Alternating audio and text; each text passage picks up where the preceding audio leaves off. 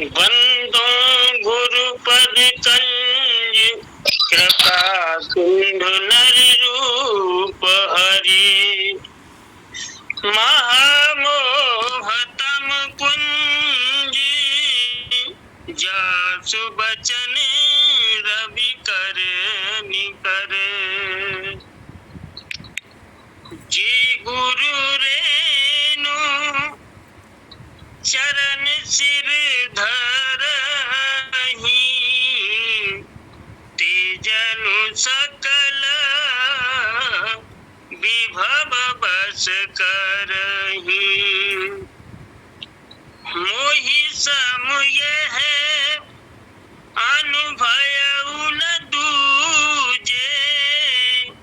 सब पायउ रज पावनि पूजे।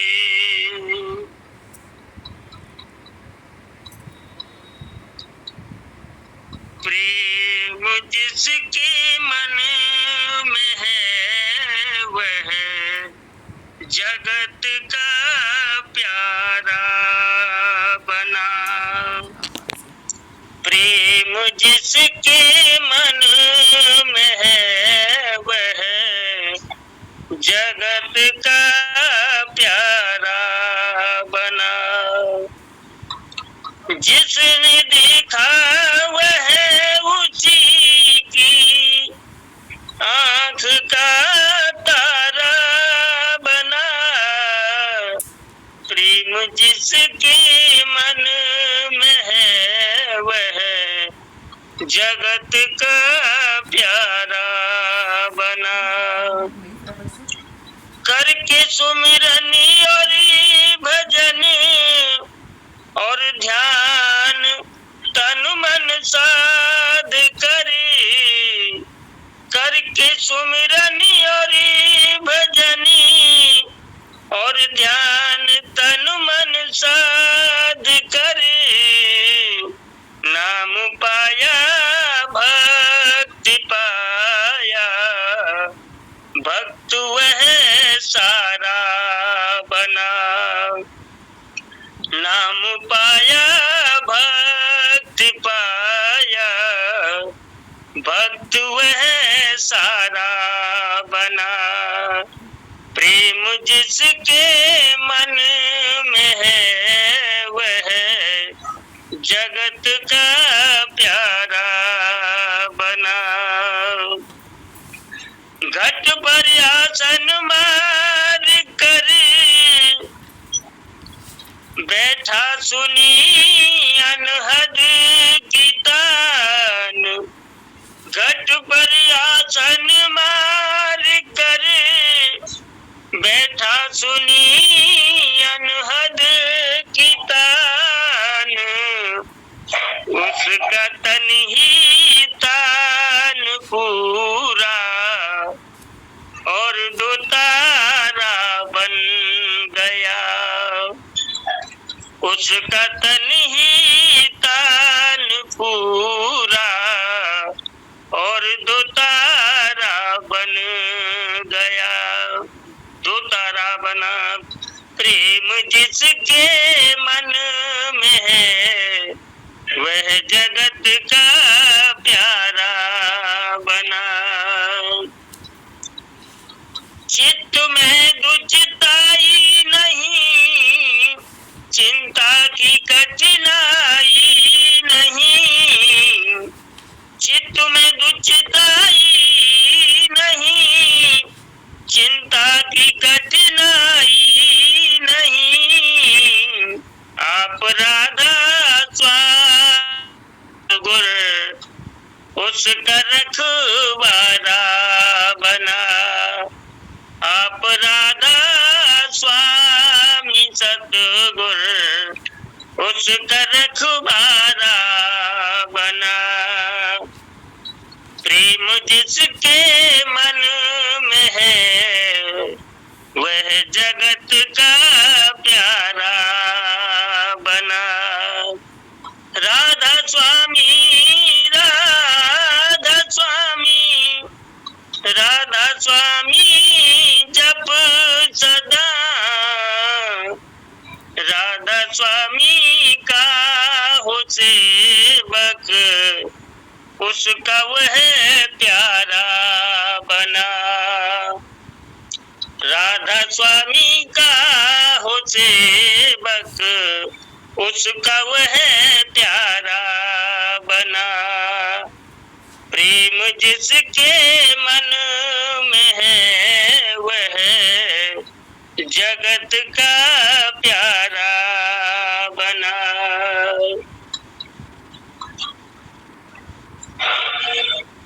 गुरुदेव भगवान, आप गुरुओं से जो सुना है और जो कुछ अल्प बुद्धि में आया उसको कहने की कोशिश करूंगा।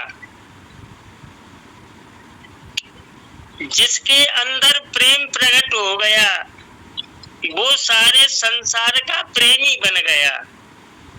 जो भी उसको देखता है या उसके संपर्क में आता है वो भी उसका प्रेमी बन जाता है। अब प्रेम किसे कहते हैं? सद्गुरु ही प्रेम है और प्रेम ही सद्गुरु है।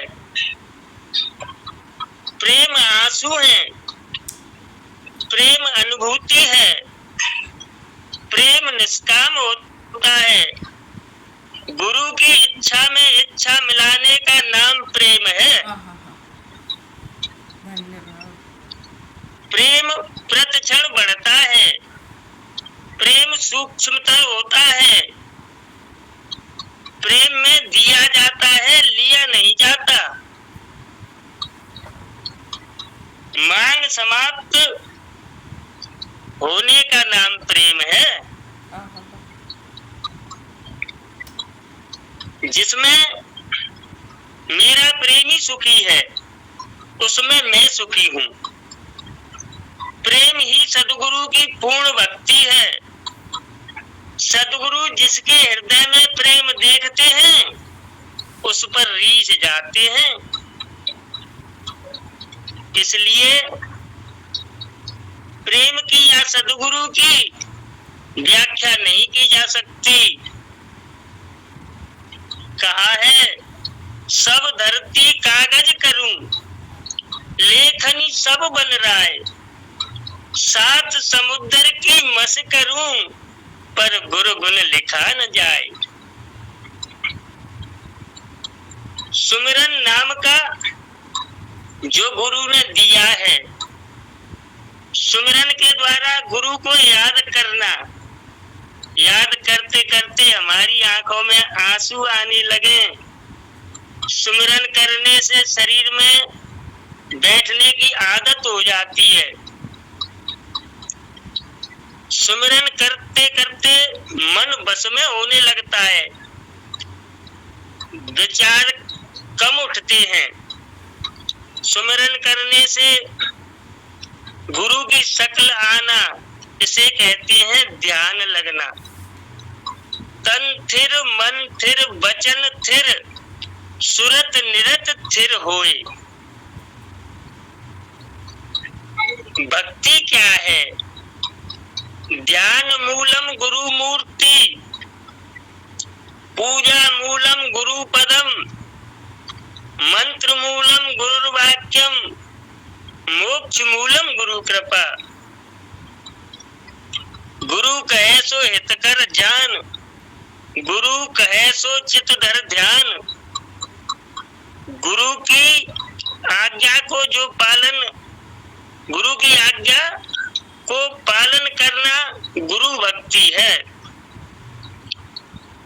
अपने आप को समर्पित करना गुरु भक्ति है। जो गुरु के द्वारा भक्ति करते हैं वो ही परमात्मा से मिलते हैं, उन्हीं को भक्त कहते हैं। हरि व्यापक सर्वत्र समाना, प्रेम से प्रगट हो ही में जाना।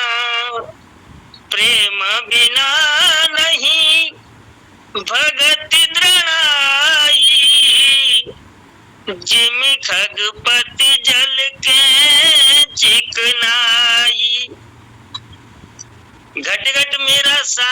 सूना घट नहीं कोई, बलिहारी बा घट को जा घट प्रगट होए। सतगुरु हर घट के अंदर हैं, परंतु उसको प्रकट करने के लिए प्रेम की जरूरत है। अगर है शौक मिलने का तो हरदम लौ लगाता जा। सहजे ही धुन होत है अंदर घट के माही। जब हम ध्यान में बैठते हैं और सुरत ऊपर चढ़ती है तो हमें शब्द सुनाई पड़ता है जो हर समय होता रहता है। गुरु कहता है उससे मिलने के लिए जज्बा पैदा करो। दुनिया की वस्तु भाग्य से प्राप्त हो जाएंगी, पर मन की शांति गुरु के आशीर्वाद से मिलेगी।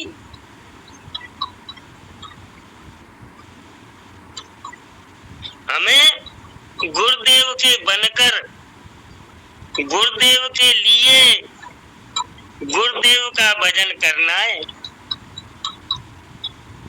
अगर हम इस प्रकार से चलें तो गुरु जी के आशीर्वाद से सारी दुविधा समाप्त हो जाएंगी और चिंता भी नहीं रहेगी। गुरु जी कहते हैं कि आप अपनी चिंताएं, सारी चिंताएं मुझे दे दो और निश्चिंत हो जाओ। हमारे सतगुरुदेव भगवान सबको ले जाएंगे, ऐसा पूर्ण विश्वास करो। वो हमारे सबके रक्षक हैं। गुरु जी कहते हैं जो गुरु के बताए रास्ते पर चलते हैं वो काल और माया को धक्का देके सतलोक पहुंच जाते हैं। गुरु सर्व समर्थ है। राधा स्वामी नाम जो गावे सोई तरे, कल कलेश सब नाश, सुख पावे सब दुख हरे। ऐसा नाम अपार कोई भेद न जानई, जो जाने सो पार बहुरी न जगो में जनमई। हमें राधा स्वामी जप उठते बैठते सोते जागते हर समय करते रहना चाहिए। गुरु के सेवक का मतलब गुरु की बात को मानना, गुरु की आज्ञा का अक्षर से पालन करना।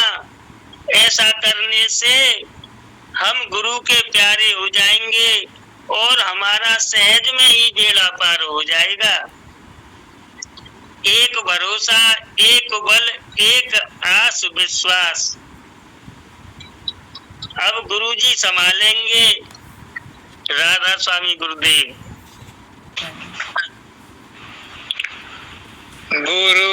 गुरुदेव जगत व्याप्तम ब्रह्म विष्णु शिवात्मकम, गुरु परतरम नहीं किंचित, तस्मै श्री गुरुवे नमः। सर्वे भवन्तु सुखिनः, सर्वे सन्तु निरामयाः, सर्वे भद्राणि पश्यन्तु मा कश्चित् दुःखभाग् भवेत्।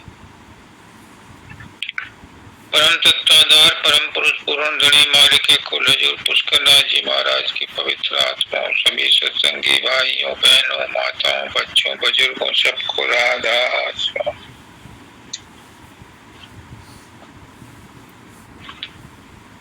आज मुझे भरोसा हो गया कि गुरु का ज्ञान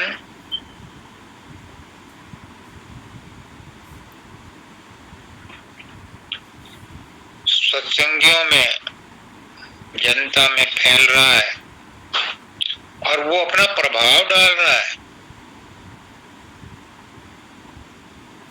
स्वामी जी महाराज ने लिखा है 12 मासा में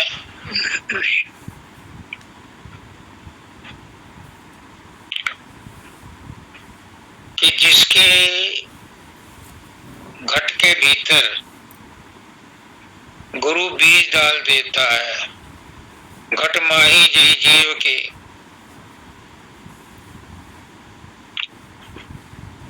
शब्द का बीज पड़ जाता है, वो कुछ समय बाद अंकुर बन के उपजता है। किसी की हिम्मत नहीं कि उस बीज को नष्ट कर सके। आज इस बात का मुझे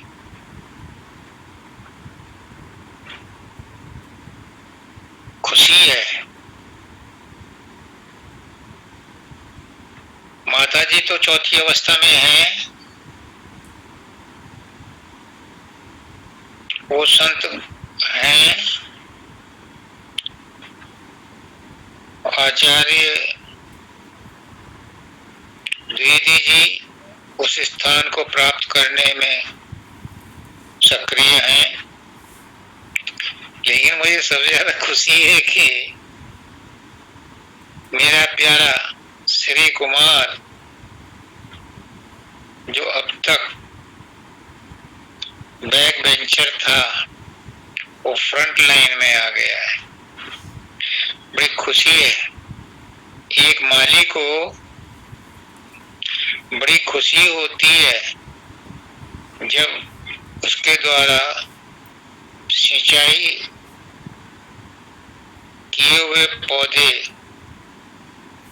उसके द्वारा सेवा करे हुए पौधों पर फल फूल आते हैं तो माली बहुत खुश होता है। माली को पता है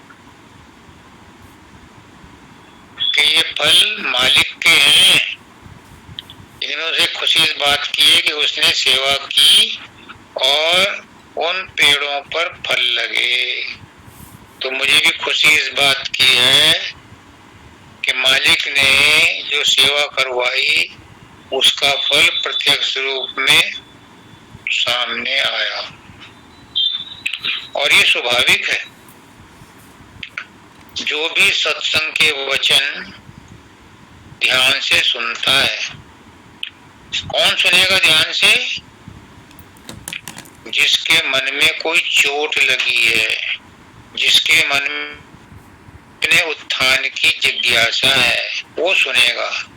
और जो सुनेगा ध्यान से उस पर असर होगा, और हुआ है, आज प्रमाणित हुआ।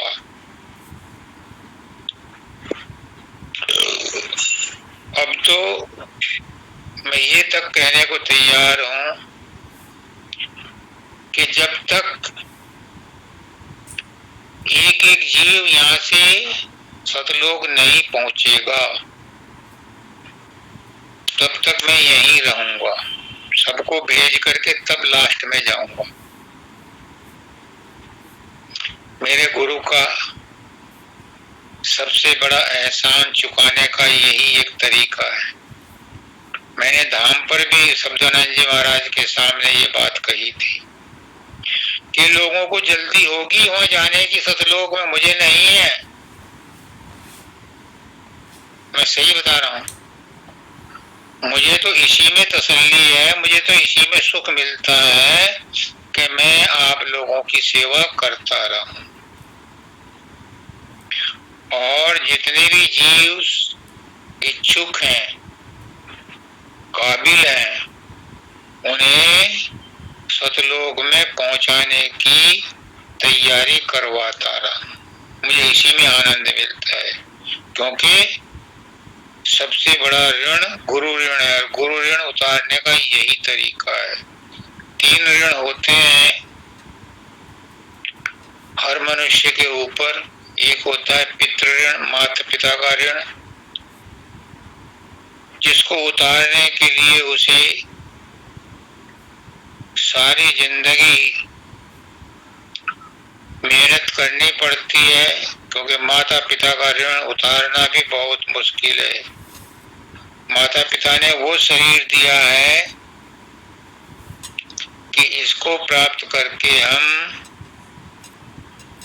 84 से बच सकते हैं, 84 का चक्र काट सकते हैं। तो माता पिता का कितना बड़ा ऋण है। माता पिता ने कितने कष्ट उठा करके हमें जन्म दिया, पाला पोसा, बड़ा किया, पढ़ाया लिखाया, सब कुछ किया। उनका कर्जा उतारना इतना आसान नहीं है। अगर किसी के माता पिता उसको अच्छी शिक्षा ना दे सकें तो उस पुत्र का, उस पुत्री का फर्ज ये है कि उनकी कमियों को ना देख अपना फर्ज देखे कि मुझे अपने माँ बाप की सेवा करने के लिए कोई नहीं रोक सकता, क्योंकि उन्होंने मुझे जन्म दिया है और ये जन्म हमारे मुक्ति का साधन है। माता पिता का ऋण इस तरह से उतारा जाता है कि हम स्वयं उनकी सेवा करें और अच्छी संतान पैदा करें। देवताओं का ऋण ऐसे उतरता है, जैसा पुष्करनाथ जी कहते थे कि जो भी तुम कमाते हो उसका कुछ हिस्सा गरीब और जरूरतमंदों में बांटो। क्योंकि देवताओं को पहले यज्ञ हवन करते थे तो देवताओं का ऋण उतरता था, लेकिन आजकल यज्ञ हवन नहीं होते तो सबसे बड़ा देवता परमात्मा है। परमात्मा कहता है कि मैं सबके अंदर मौजूद हूँ। तो जो गरीब और जरूरतमंद हैं उनकी जो सेवा करता है, उनको जो देखभाल करता है, परमात्मा उससे खुश होता है, उसका देवताओं का ऋण उतर जाता है। जरूरी नहीं कि आपके पास पैसे हों तभी आप गरीब की और जरूरतमंद की सहायता करो। आप अपने शब्दों से, अपने ज्ञान से, अपने शारीरिक कर्म से भी उनकी सेवा कर सकते हो। धन की सेवा जरूरी नहीं है, धन हो तो धन की सेवा करो। आपके पास शरीर है, शरीर से सेवा करो। ज्ञान है, ज्ञान से सेवा करो। पैसे हैं, रोटी खिलाओ, दवाई दो। जो भी आप मदद कर सकते हो उनकी मदद करो। क्यों? क्योंकि इससे आपके अंदर त्याग भावना पैदा होगी और फिर परमात्मा सबके अंदर है, तो जरूरतमंद को जब मदद होती है तो परमात्मा प्रसन्न होता है, क्योंकि उसके अंदर भी परमात्मा है। और तीसरा ऋण है गुरु ऋण। गुरु ऋण अभी मैंने बताया तभी उतरता है जब हम गुरु के ज्ञान को बांटते हैं, और ये बहुत मुश्किल है। क्यों? क्योंकि आजकल गुरु के ज्ञान को लेने वाले ग्राहक कम हैं। कहाँ कहाँ ढोल बजाओगे, कहाँ कहाँ इश्तहार छापोगे कि मैं गुरु का ज्ञान बांटूंगा, उससे अहंकार बढ़ेगा। गुरु ज्ञान, गुरु का ऋण नहीं उतरेगा और नए कर्म बन जाएंगे।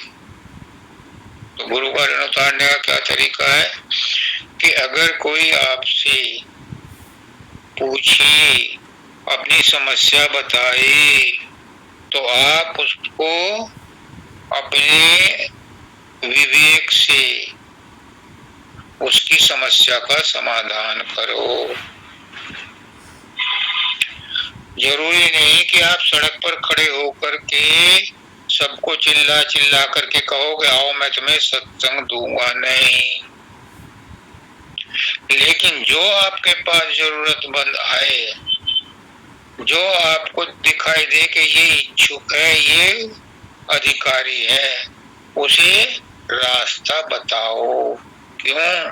क्योंकि गुरु का रास्ता बताना बहुत बड़े पुण्य का काम है। आजकल सब लोग अंधकार में, अज्ञान में डूबे हुए हैं।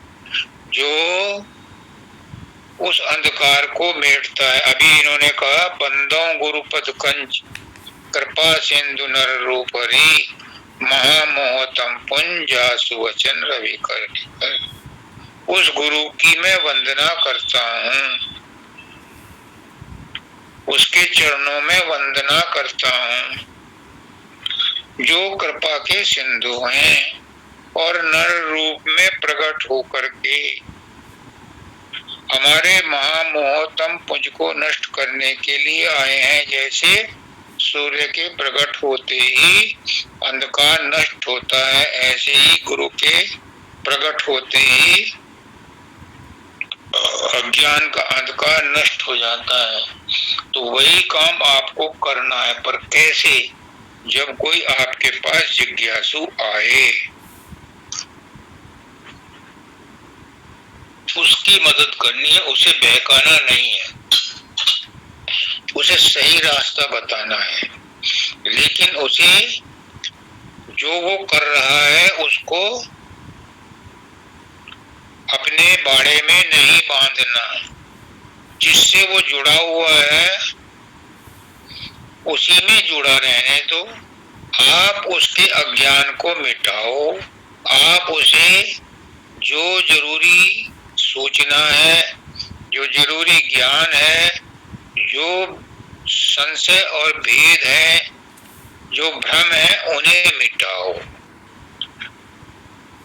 दाता दयाल कहते हैं कि उनके पास किसी भी धर्म का, किसी भी मजहब का, किसी भी कौम का कोई भी आदमी कुछ भी समस्या लेकर के आता था तो वो उसी के धर्म के अनुसार, उसी के नियम के अनुसार उसको राय देते थे और उसका काम कर देते थे, उसे सही रास्ता बता देते थे। एक आदमी को जो रास्ता पूछने वाला है आपसे और आप कहें कि इधर से नहीं इधर से जा, उसे उल्टे रास्ते पर लगाना ये और भ्रम पैदा करना है। आपको अगर रास्ता पता है तो आप बताओ, नहीं तो हाथ जोड़ करके माफी मांग लो कि भाई मैं नहीं जानता। क्यों उसे लंबे रास्ते पर डाल करके और परेशान करते? अगर आपको नहीं पता तो मना कर दो। लेकिन अगर आपको रास्ता पता है तो सही रास्ता बताओ। ये काम है आपको करना है गुरु ऋण उतारने के लिए। क्योंकि आपको ज्ञान मिला है तो आपको ये ज्ञान बांटना है। अब इन्होंने कहा प्रेम जिसके मन में है, क्या बात, ये प्रेम में डूबे हुए हैं। मुझे तो अब पता चला कि ये इतने प्रेमी हैं। जैसे ज्ञानी का पता नहीं चलता, जैसे ध्यानी का पता नहीं चलता, जैसे आत्मज्ञानी का पता नहीं चलता, ऐसे ही श्री कुमार जी का भी पता नहीं चला कि ये कितने प्रेम में डूबे हैं। प्रेम का पता नहीं चलता। प्रेमी की आंखें मजबूर होकर के बता देती हैं कि ये प्रेम में शराब हो रहा है। नहीं चलता उसका, उसके चेहरे से पता चलता है कि ये प्रेमी है। ऐसे ही ज्ञानी का पता चलता है, ऐसे ही भगवान के प्रेम में डूबे हुए का पता चलता है कि ये प्रेमी है। क्यों? उसके जिसको कंत मिलाप है, उस मुख दर्शक नूर जिसको प्रेम प्राप्त है, जिसके अंदर प्रेम है परमात्मा का, उसके मुख पर नूर झलकता है, उस पर प्रकाश झलकता है, उसका चेहरा बता देता है, उसकी आंखें बता देती हैं कि ये परा प्रेम में डूबा है। प्रेम की दौलत अगम अपार, प्रेम से मिलता सृजनहार। प्रेम की बहुत बड़ी महिमा है। प्रेम से परमात्मा मिलता है, क्योंकि प्रेम ही परमात्मा है, परमात्मा ही प्रेम है। और आज तो इन्होंने ये कह दिया कि गुरु ही परमात्मा है, परमात्मा ही गुरु है, गुरु ही प्रेम है, प्रेम ही गुरु है। ये क्या है? ये अपनी अपने भावनाएं हैं। एक बात मेरे दिमाग में आई, मैं आपसे शेयर करता हूं।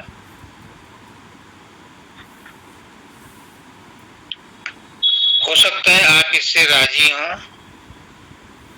हो तो वाह हुआ, और नहीं हो तो भी वाह हुआ। सब कहते हैं कि सबके अंदर परमात्मा है।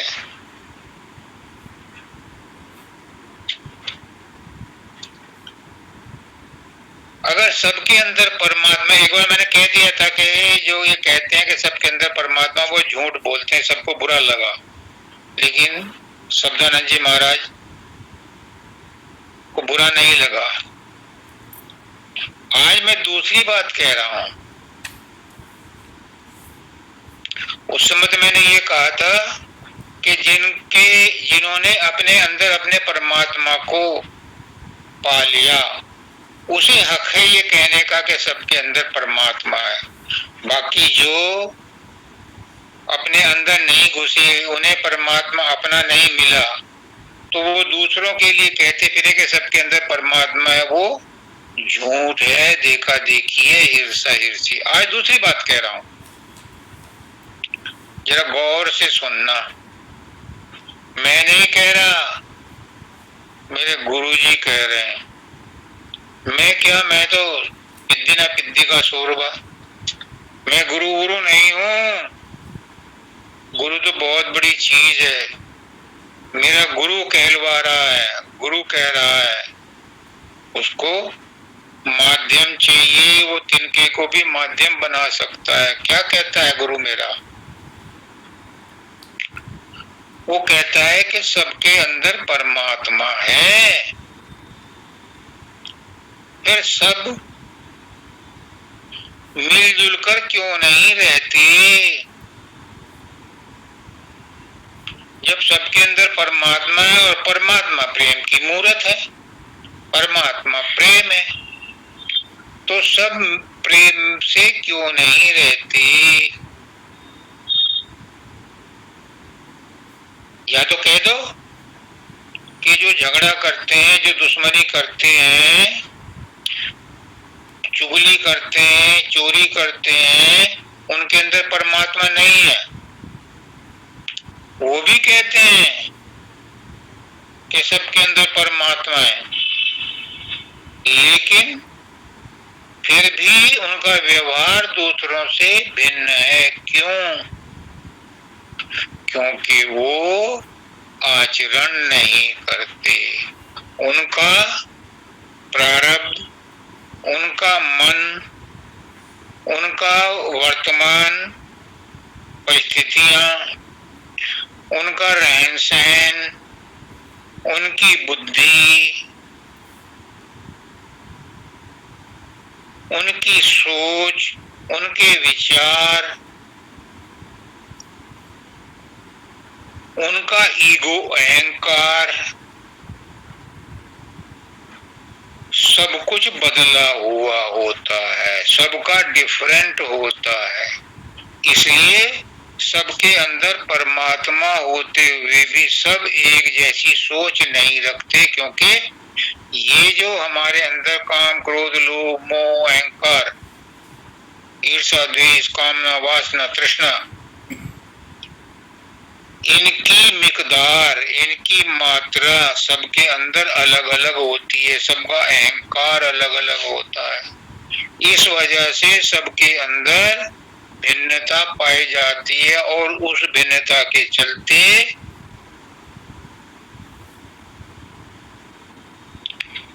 वो परस्पर प्रेम से नहीं रह पाते। जिस घर में प्रेम होता है, जिस घर के सदस्य मिलजुल कर रहते हैं, उनका पड़ोसी कितना भी नुकसान करना चाहे नहीं कर सकते, क्योंकि वे सब प्रेम में बंधे हुए होते हैं। और जिस घर में फूट होती है उसमें कोई भी आकर के उनको नुकसान पहुंचा जाता है। यही बात परमात्मा के प्रेमियों में भी है। जो प्रेमी आपस में मिलजुल कर रहते हैं, जो सत्संगी आपस में मिलजुल कर रहते हैं, वे एक दूसरे की दुख तकलीफ में हाथ बटाते हैं। मैं तो यहाँ तक देखा है, मंगल देव जी थे, मैं आगरा से हजूर महाराज की कोठी का उद्घाटन हुआ था, आगरा से आया था कार में। जब सब फंक्शन खत्म हो गया, मत्था वत्था टेक लिया, सत्संग खत्म हो गया, खाना वाना खा लिया, भंडारा हुआ, जब चलने लगे तो गाड़ी में पंचर था। और उस समय वो आसपास कोई भी घर या और मकान दुकान नहीं थी और ना मैं जानता था। मंगल देव जी को मैं जानता नहीं था, उन्होंने मुझे 2-4 बार सत्संग में देखा होगा और ना भी देखा हो तो सत्संगी की हैसियत से उन्होंने टायर खोला, लड़के को पीछे बैठाया और अपनी मोटरसाइकिल पर उस पहिए को ले गए। वो जानते थे फरीदाबाद में सब कुछ, और आधे घंटे में पंचर लगवा करके ले आए। ये क्या था?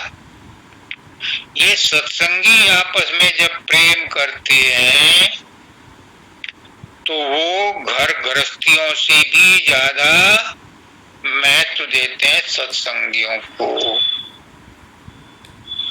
इसलिए ऐसे सत्संग में जो अजनबी भी जाता है उसके अंदर भी प्रेम का प्रभाव पैदा हो जाता है।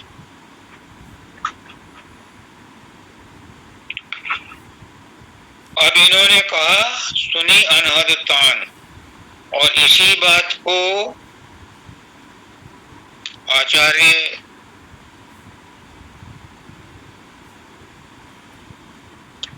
द्विवेदी जी ने और माता जी ने भी कहा, रेफर किया है। मैं तीनों की बात को इकट्ठा करके बता दूं। और गुप्ता जी आप भी समझ सुन लो, वो तो चले गए दिखे आज तो। एक एसके गुप्ता जी हैं,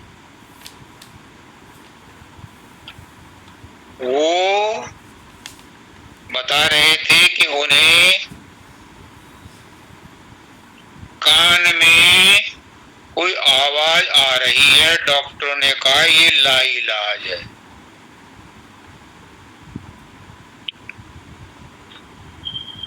पच्चीस 30 साल पहले मेरा एक फ्रेंड था, उसके भाई को भी ऐसी ही शिकायत हुई थी। वो भी यंग था, उसने तो डॉक्टरों को दिखाया उखाया, ठीक हो गया। लेकिन जब मैंने ये बात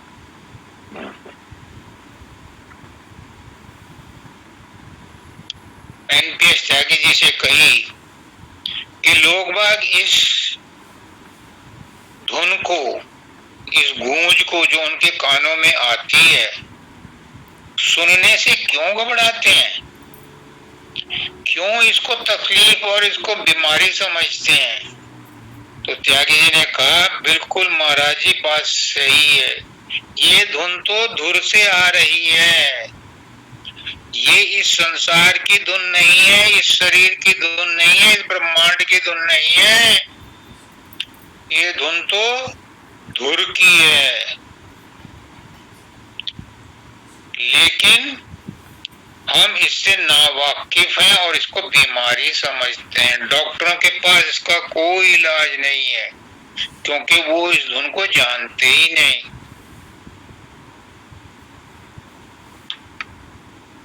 तो जो धुन आपके अंदर बज रही है, मानव दयाल जी कहते थे, साज भी क्या साज है, बज रहा है रात दिन फिर भी नहीं आवाज है। ये प्रकृति का साज है, ये मालिक का साज है, जो हमारे अंदर रात दिन गूंज रहा है। पहले तो ये शारीरिक रूप से, फिर मानसिक रूप से और फिर आत्मिक रूप से सुनने के लिए कहा जाता है। यही तो वो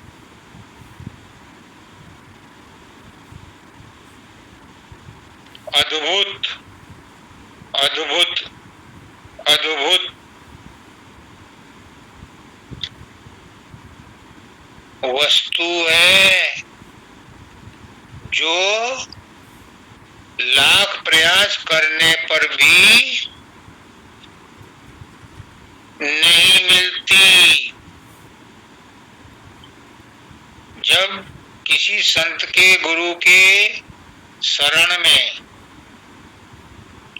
साधन अभ्यास किया जाता है, तब ये धुन प्रकट होती है। और जिनको ये अचानक प्रकट हो जाए और गुरु मिल जाए, तो फिर वो इसको कन्वर्ट कर सकता है। इसको बीमारी न समझ करके एक गिफ्ट, एक बून समझ सकता है, और ये बून है। कोई सी भी आवाज जो हम कानों से सुनते हैं, ये बाहर में आवाज कहाँ से आई, ये कैसे आई, ये पहले अंदर में ही थी, उसी से रिफ्लेक्ट होकर के बाहर में सुनाई पड़ती है। और ये थ्योरी नहीं है। एक मोटी सी बात और बताता हूँ, गुरुदेव ने अभी अभी बोला है, नोट कर लो बड़े गौर से, ये शब्द कभी कभी आकाशवाणी के द्वारा बोले जाते हैं। मैं कहता हूँ, मेरा गुरु कहता है, मैं नहीं कहता, मेरा गुरु कहता है कि ये आवाज सुनता कौन है?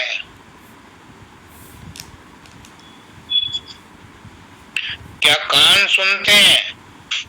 कान तो माध्यम है। क्या मन सुनता है? हाँ, मन सुनता है, लेकिन मन किसकी शक्ति से सुनता है? कैसी भी आवाज हो, कैसी भी हो, चाहे बम की हो,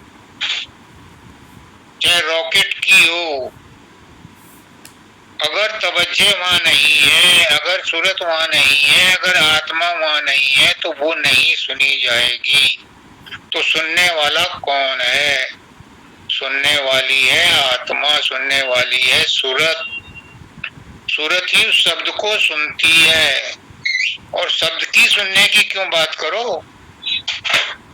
अगर तकलीफ है, मेरे हाथ में तकलीफ हुई, वंदिता के पैर में तकलीफ हुई, तो उस तकलीफ को महसूस कौन करता है? गौर करो जरा, रूट में जाओ, मूल में जाओ। उस तकलीफ को महसूस कौन करता है? उस तकलीफ को मन, शरीर माध्यम है, मन महसूस करता है, लेकिन किसकी शक्ति से? मन में अपनी शक्ति नहीं है, मन आत्मा की शक्ति से, सूरत की शक्ति से ही महसूस करता है। और जब डॉक्टर इंजेक्शन लगा देता है, सुन्न कर देता है, एनेस्थीसिया देता है, उसको पोर्शन को सुन्न कर देता है, तो वहां पर मन भी मौजूद है, लेकिन सूरत की आवाजाही रेस्ट्रिक्टेड हो गई, बंद हो गई, इसलिए मन वहां मौजूद होता हुआ भी उसे महसूस नहीं कर पाता। तो शब्द सब जगह हो रहा है, अगर सूरत वहां नहीं है तो उसे नहीं सुनेगी, सूरत ही सुनती है, लेकिन माध्यम है कान या शरीर, और सुनने वाला इंस्ट्रूमेंट है मन, पर शक्ति है सूरत की। तो जो शब्द हो रहा है ये मालिक का ही शब्द है। जो प्रकाश दिखाई देता है अंदर में, मैं कहता हूँ प्रकाश नहीं दिखाई देता, अंधेरा भी दिखाई देता है, तो भी उस अंधेरे को कौन देख रहा है? वो भी सूरत ही देख रही है, वो भी मन ही महसूस कर रहा है, पर सूरत की शक्ति से।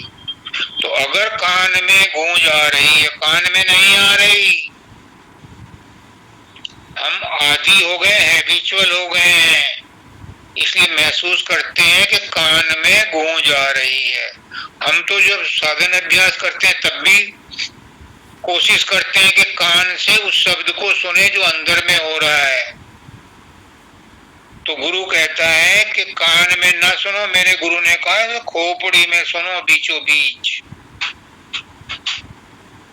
ये खोपड़ी में सुनोगे तो खोपड़ी से ऊपर जाने में आसानी होगी, कानों के द्वारा मत सुनो।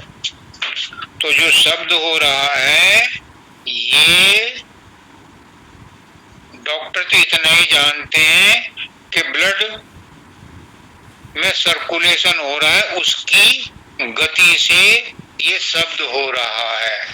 हाँ, ब्लड की गति से ही शब्द हो रहा है। अगर ब्लड की गति ना हो तो डेड हो जाएगा शरीर। बताओ, पूछ लो डॉक्टर से, अगर ब्लड की सेल में गति बंद हो जाए तो क्या जिंदा रहेगा? फेफड़े अगर काम करना बंद कर दें तो क्या जिंदा रहेगा? हार्ट अगर काम करना बंद कर दे तो क्या जिंदा रहेगा? तो ये किसकी मदद से चलते हैं? ये एक गति है, वही गति ब्रह्मांड को चला रही है, और वही गति हमारे शरीर में स्पंदन कर रही है। उसी को कहते हैं साउंड, उसी को कहते हैं शब्द धुन। ये पहले अनाहद होती है, अनहद होती है, अनइंटरप्टेड होती है, फिर ये सुनते सुनते सुनते सुनते सार शब्द बन जाती है। ये हमें परमात्मा तक पहुंचने की सीढ़ी बन जाती है। तो जिनको खुला है वो भी, और जिनको नहीं खुला है वो भी समझ लें कि बिना शब्द ना मन बस में आएगा। अपने मन को उस शब्द को सुनने में लगा दो तो मन बस में आ जाएगा, मन की तरंगे उठनी बंद हो जाएंगी। हर परिस्थिति को जो आपके सामने आई है उसे एज इट इज स्वीकार करो। जो कुछ भी आ रहा है उसे एज इट इज स्वीकार करो। क्यों? क्योंकि आपके अंदर परमात्मा ही सब कुछ कर रहा है। आप और परमात्मा दो नहीं है, आप और गुरु दो नहीं है। आपके अंदर जो शब्द हो रहा है वो शब्द ही शब्द को सुन रहा है। सूरत ही शब्द है और शब्द ही सूरत है। तो जो प्रकाश को देख रहा है, प्रकाश आत्मा है और आत्मा ही है प्रकाश को देख रही है, यानी प्रकाश ही प्रकाश को देख रहा है, शब्द ही शब्द को सुन रहा है। तो हम और हमारा हैपना, हमारा वजूद, गुरु और गुरु का हैपना, सूरत और शब्द, राधा और स्वामी, देखने में कहने में दो हैं। दो का सहारा लेना पड़ता है, क्योंकि संसार में बिना सहारे के, बिना इशारे की बात नहीं बनती। लेकिन सच्चाई ये है कि सब कुछ एक है, अंदर में भी एक है, बाहर में भी एक है। शब्द सुनने वाला और शब्द एक ही है। सूरत और शब्द, राधा और स्वामी एक है। पुष्करनाथ जी कहते थे कि आन उपासक कृतगन तरेन नाम रटन। जब तुम किसी भी भगवान की, किसी भी देवता की, किसी भी गुरु की भक्ति करते हो तो उसे गैर मत समझो। वो तुम्हारा अपना ही रूप है। उसको अपना ही रूप समझ करके, अपना ही इष्ट समझ करके, अपना ही मुकद्दस समझ करके उसके प्रति जुड़ जाओ, उसके प्रति प्रेम में जुड़ जाओ, यानी अपने आप से जुड़ जाओ।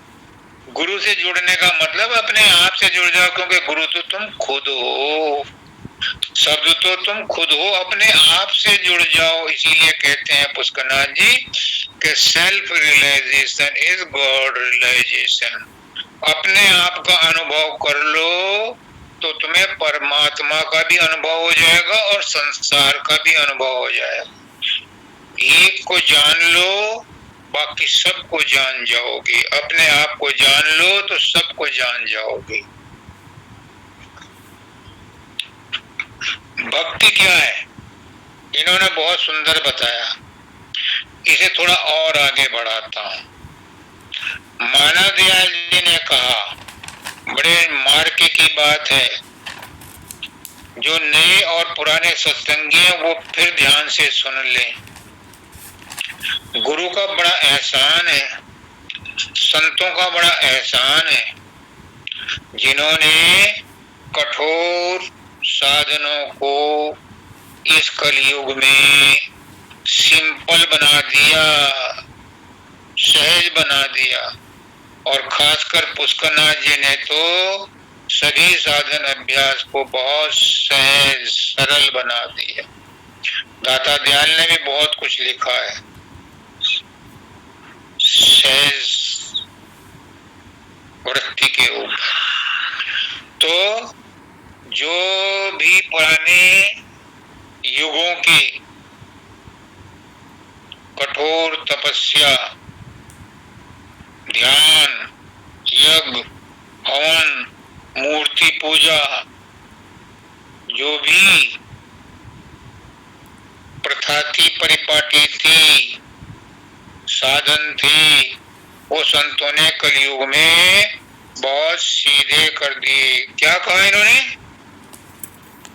देखो कितने सरल शब्दों में समझा दिया, लेकिन इसे समझने की जरूरत है। ध्यान मूलम गुरु मूर्ति। ध्यान अभ्यास के लिए 2.5 घंटे 10-10 घंटे लोग बाग शरीर को, मन को कठोर यातना दे करके ध्यान करते हैं। संत क्या कहते हैं? ध्यान मूलम गुरु मूर्ति। कितना सिंपल कर दिया भाई, हद हो गई यार। इससे भी सिंपल क्या हो सकता है कि तुम्हें अगर ध्यान करना है तो कुछ मत करो, कुछ मत करो, कोई लपड़ा झपड़ा मत करो, कोई साधन अभ्यास मत करो। क्या करो? गुरु मूर्ति का ध्यान करो। बताओ कितना सिंपल, कितना सरल कर दिया ध्यान। ध्यान मूलम गुरु मूर्ति, कितना आसान कर दिया। ध्यान के लिए हजार हजार 10-10 हजार साल तक लोग सतयुग में ध्यान करते थे। ध्यान प्रथम युग मखयुग दूजे, द्वापर परितोषित प्रभु पूजे, कली केवल एक नाम आधारा, सुमर सुमर नर उतर नहीं पारा। तो कलयुग में कितना आसान कर दिया कि ध्यान करने की कठोर अभ्यास करने की जरूरत नहीं, गुरु का ध्यान करो, बस हो गया ध्यान। ध्यान मूलम गुरु मूर्ति और पूजा मूलम गुरु पदम। ध्यान मूलम गुरु मूर्ति, पूजा मूलम गुरु पदम। पूजा करने के लिए फूल, मैं देखता हूँ सुबह को लोग बाग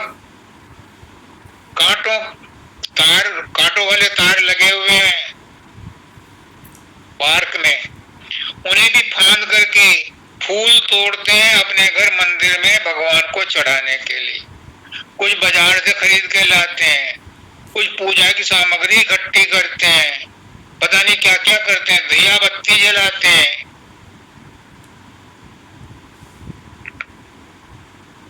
कुछ हवन सामग्री भी रखते होंगे, पूजा के लिए घंटियां भी बजाते हैं, मंदिर में भी जाते हैं तो घर पे भी मंदिर में बना रखा है सबने। तो अपनी अपनी पूजा सब अपने अपने ढंग से करते हैं। लेकिन कलयुग में संतों ने क्या कर दिया? बहुत आसान कर दिया। क्या? कि गुरु के पैरों में जाकर के झुक जाओ, तुम्हारी पूजा हो गई। कितना सरल कर दिया। Oh my God. ध्यान मूलम गुरु मूर्ति, पूजा मूलम गुरु पदम। उसके गुरु के चरणों में झुक जाओ। पुष्करनाथ जी कहते थे कि जब तुम गुरु के चरणों में झुक जाते हो तो तुम्हारे कर्मों की टोकरी भी गुरु के चरणों में चली जाती, फिर तुम्हारे सारे कर्म खत्म। कितना आसान कर दिया कि कर्म सब गुरु के चरणों में झुकने से ही खत्म हो गए। आगे कहते हैं ध्यान मूलम गुरु मूर्ति, पूजा मूलम गुरु पदम, मंत्र मूलम गुरु वाक्यम। अरे कौन से मंत्र रटोगे? स्पेलिंग मिस्टेक हो जाएंगी रटते हुए भी, और अर्थ का अनर्थ हो जाएगा। कई उपनिषद में आ रहा है, इस बात की कथा मैं अब ज्यादा लंबा नहीं करना चाहता, कि एक अक्षर को इधर से उधर कर दिया तो जिस पर्पज के लिए यज्ञ करवाया था उसके विपरीत असर हो गया उस यजमान का। एक अक्षर जो यज्ञ करने वाला था उससे अशुद्धि से एक अक्षर गलत बोला गया तो उसका प्रभाव विपरीत हो गया। तो यहाँ क्या कह रहे हैं?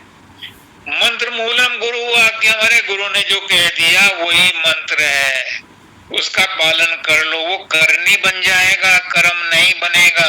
अपनी मर्जी से तुम जिंदगी भर कर्म करते हो और वो कर्म बन जाते हैं, उनका फल भोगना पड़ता है। वो कहते हैं गुरु की आज्ञा का पालन कर लो, गुरु ने जो कह दिया उसे पूरा कर लो तो वो करनी बन जाएगी। वो कर्म नहीं बनेगा, कर्म काटने का साधन बन जाएगा। कितना आसान कर दिया। पूरी भक्ति योग बदल दिया, ज्ञान योग बदल दिया, कर्म योग बदल दिया इस मंत्र ने, इस श्लोक ने। और ये संतों की ही देन है। ज्ञान मूलम गुरु मूर्ति, पूजा मूलम गुरु पदम, मंत्र मूलम गुरु वाक्यम।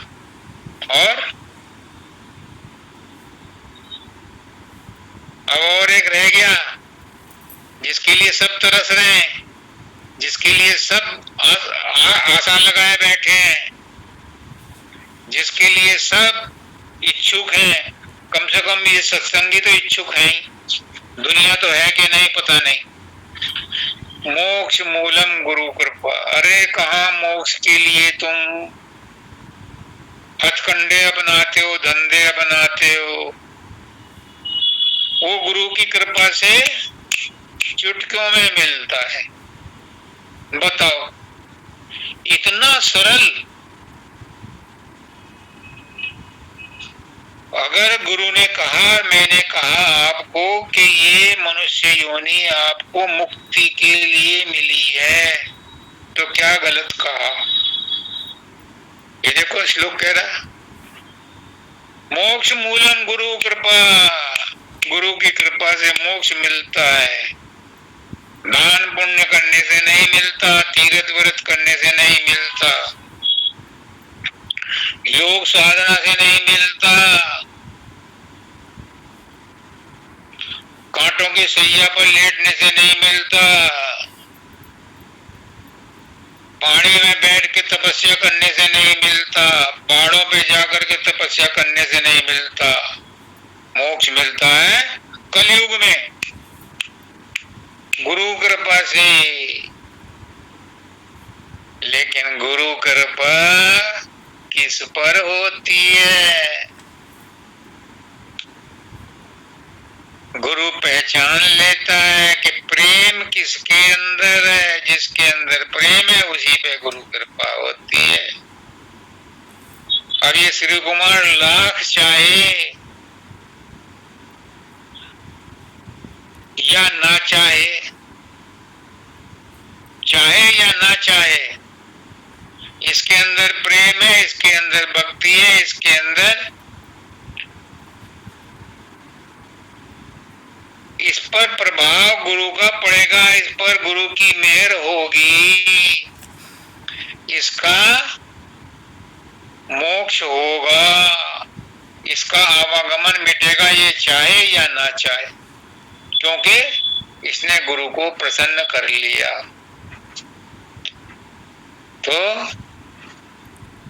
जिस पर गुरु प्रसन्न होता है उस पर परमात्मा भी प्रसन्न होता है, मालिक भी प्रसन्न है, क्योंकि गुरु खुद मालिक का रूप है।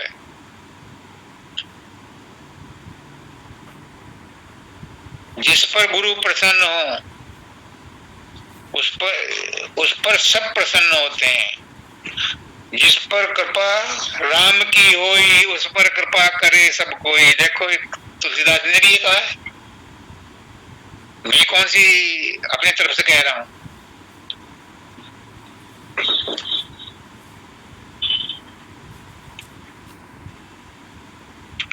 आज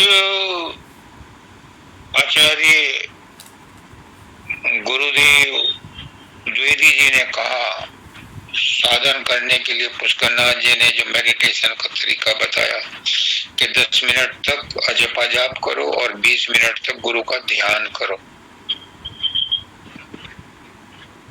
ये 30 मिनट का उन्होंने सिलसिला बताया था। उसके बाद कोरोना लग गया, नहीं तो वो तीसरा स्टेज बताना जा रहे थे आपको कि फिर 15 मिनट के लिए अंदर में शब्द सुनो। ये 3 स्टेज का मेडिटेशन है हमारे यहाँ कि पहले अजपा जाप करो, फिर गुरु का ध्यान करो। स्टेजेज हैं, वो अलग बताए जाएंगे, वो सबको सरेआम नहीं बताते, सबको अलग अलग तरीके से बताया जाता है। लेकिन तीसरी स्टेज में शब्द सुनने के लिए बताया जाता है। शब्द सुनना भी जरूरी है, क्योंकि शब्द ही वो अंतिम लक्ष्य है जो हमें मंजिल तक पहुंचाता है। शब्द अपने आप में मंजिल भी है और रास्ता भी है।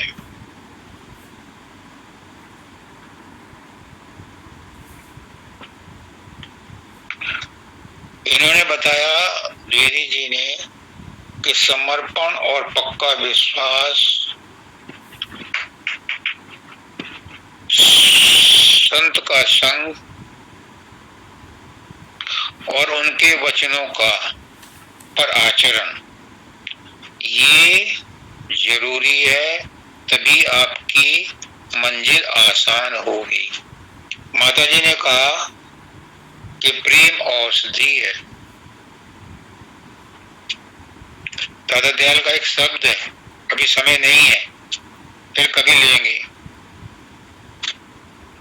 प्रेम औषधि है। सब बीमारियों की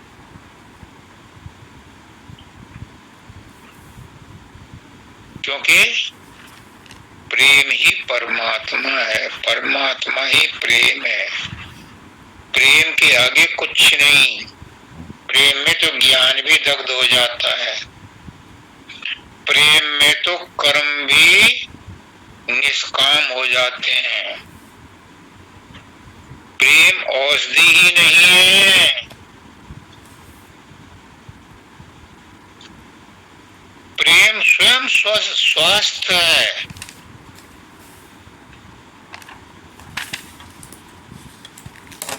प्रेम ही हेल्थ है, प्रेम ही वेल्थ है,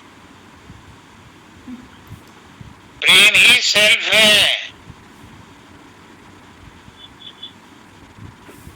और प्रेम ही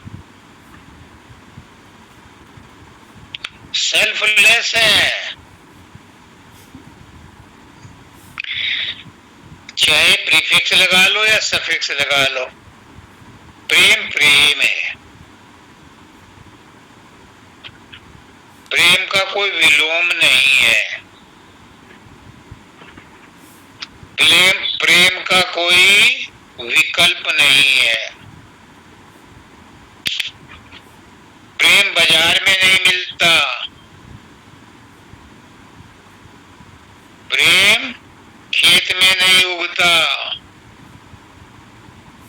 ये तो आत्मा के अंदर है, और आत्मा के अंदर ये जन्मजात है, हेरिडिटरी है।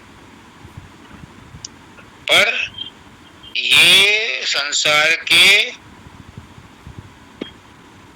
बंधन में फंसकर, शरीर में फंसकर, इस पिंजड़े में फंसकर इसके ऊपर कितने गिलाफ चढ़ गए, इसलिए ये प्रेम प्रकाशित नहीं हो रहा। जब गुरु के संपर्क में आता है तो गुरु अपने प्रेम से हमारे प्रेम को आवाज दे करके जागृत करता है। और वो आवाज देना क्या है? ये चंडू खाने की बात नहीं है। जब गुरु नाम देता है तो वो शब्द के साथ तुम्हारा गठजोड़ा कर देता है, वही है आवाज देना। वो आवाज दे करके हमारे अंदर प्रेम जागृत करता है, फिर उसे भूल जाते हैं तो सत्संग में डंडे मार मार करके उसको जगाता है। और जिनको तड़प होती है वो जाग जाते हैं और उस शब्द को पकड़ करके मंजिल पर पहुंच जाते हैं।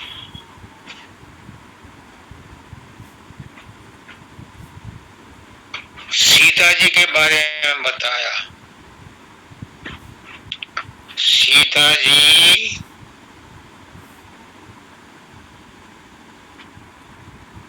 राम की शक्ति थी,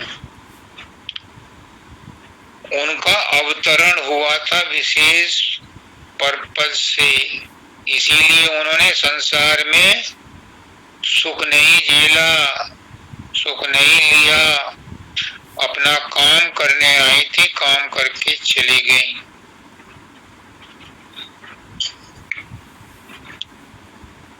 जहां से आई थी वहीं चली गई।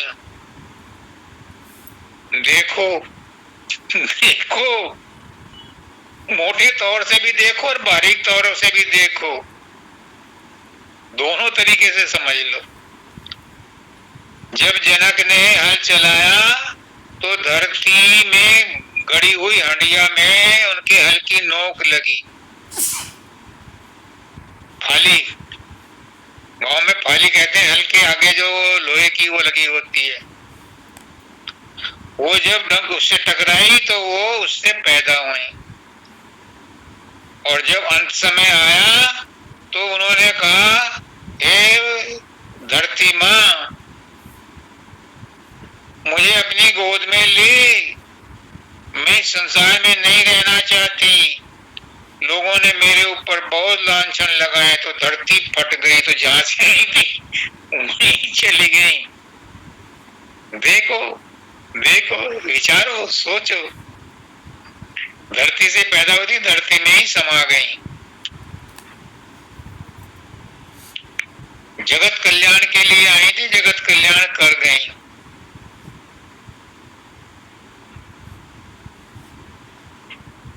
इन्होंने एक बात और बताई कि सुषुम्ना नाड़ी से फायदा उठाया जा सकता है।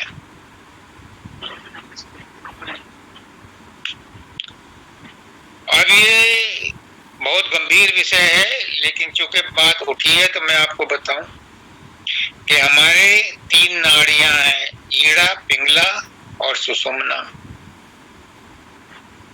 ईड़ा बाईं है, पिंगला दाईं है और सुषुम्ना बीच की है।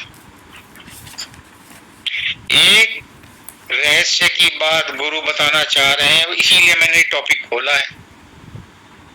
बाकी तो वंदिता अपने नंबर पर बताएगी, क्योंकि ये योग की मास्टर है।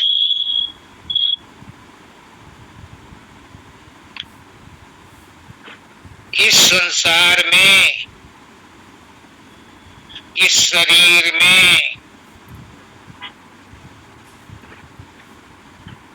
उस मालिक की शक्ति का संचार करने के लिए, उस सूरत की शक्ति का संचार करने के लिए 3 नाड़ियों को मस्तिष्क में रखा गया है। आई तो दूर से है, ताकि इनके द्वारा यह शक्तियां प्रवाहित होती रहे और शरीर का, संसार का काम चलता रहे। और जब वापस इन्हीं के द्वारा वापस लौटती है तो यही शक्ति जाकर के सुषुम्ना नाड़ी फिर उस सूरत के साथ लग करके सतलोक में वापस जाती है। ये इसका आध्यात्मिक पहलू है। बाकी जो इसका योगिक पहलू है वो अपने समय पर, जब इसकी मौज होगी वंदिता की, आचार्य वंदिता की, ये उसके बारे में बताएगी। मुझे इतना ही सिर्फ इसका आध्यात्मिक पहलू टच करना था कि उस शक्ति को शरीर में प्रवाहित करने के लिए ये नाड़ी मस्तिष्क में ला करके छोड़ी गई है। इसका संबंध उच्चतम यानी सतलोक से जुड़ा हुआ है। वाणी निर्वाणी बनी, अब मैं भी अपनी वाणी को निर्वाणी बना रहा हूं, क्योंकि समय हो गया है। सबको राधा।